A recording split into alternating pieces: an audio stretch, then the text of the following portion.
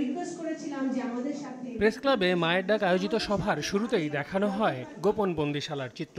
এ সময় এগুলোর বর্ণনা তুলে ধরেন প্রধান উপদেষ্টার সঙ্গে আয়নাঘর পরিদর্শনে যাওয়া সাংবাদিক তাসনিম খলিল। এটার অফিসিয়াল নাম হলো জয়েন্ট ইন্টারোগেশন সেল, যেটার সাংকেতিক নাম বা কোড নেম হলো আয়নাঘর। গুম হওয়ার পর এখনও যারা ফেরেননি তাদের স্বজনরাও উপস্থিত ছিলেন এই সভায়। তাদের কেউ কেউ 10-12 বছর ধরে আছেন বাবা কিংবা ভাইয়ের অপেক্ষায়।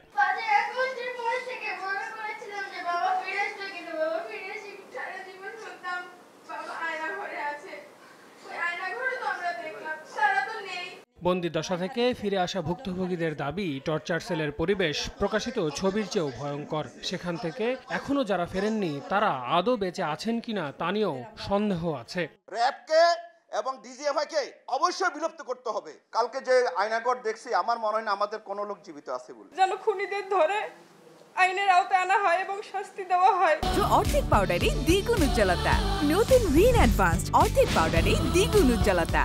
সভায় মানবাধিকার কর্মীরা বলেন, মানবাধিকার লঙ্ঘনের ঘটনা কেবল জুলাই-আগস্ট মাসেই সংগঠিত হয়নি। তাই এ বিষয়টি মাথায় রেখে বিচারের উদ্যোগ নেওয়া উচিত সরকারের। যদি এখানে এই ডিটারমিনেশনটা জাতিসংঘের পক্ষ থেকে আসে যে বাংলাদেশে শেখ হাসিনা সরকারের আমলে, বিগত সরকারের আমলে ক্রাইমস এগেইনস্ট হিউম্যানিটি হয়েছে, তাহলে এটা শুধুমাত্র বাংলাদেশের বিষয় আর থাকবে না, এটা বিশ্বের প্রতিটা রাষ্ট্রের দায়িত্ব হয়ে যাবে যে বাংলাদেশে এই ঘটনার সাথে যারা জড়িত ছিল তাদের প্রত্যেককে প্রসিকিউট করা। এটা খুবই গুরুত্বপূর্ণ যে জাতিসংঘকে তার যে ফ্যাক্ট ফাইন্ডিং মিশন সেটা এক্সটেন্ড করতে বলা হোক, এটা বাংলাদেশ সরকার থেকে বলতে পারে।